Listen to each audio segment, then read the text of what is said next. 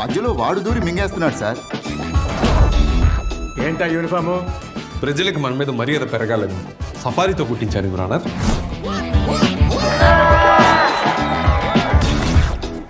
పార్టీనా? Night time పొట్టి బట్టలేసుకు తిరుగుతున్నారేంటి?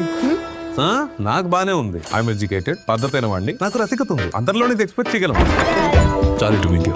జాలీనా? Yeah. నువ్వేంటి blast అవుతావా? నీకోసమే అందరూ వెయిటింగ్. ఇంకా ఏం జరిగినా నేను ఆపలేను.